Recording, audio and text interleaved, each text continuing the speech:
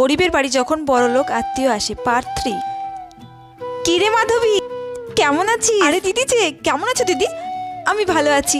আসো আসো, তুমি আমার বাড়ি এসেছো, আমি যে কি খুশি হয়েছি তোমাকে কি বলবো। আসো আসো, বসো।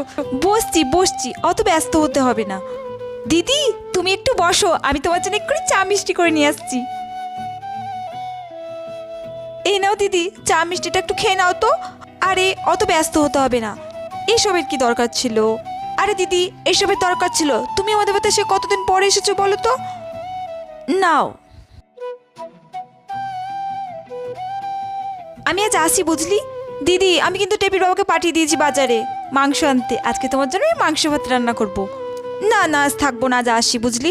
আরে দিদি তুমি সে কতদিন পরে এলে বলো তো, আজকে না থাকলে হয়? আজকে তোমাকে থাকতেই হবে। ঠিক আছে, তুই যখন অত করে বলছিস, আমি যাই ওইদিকে রান্না বসাই, তুমি বসো। সাবস্ক্রাইবটা তো করে যেও।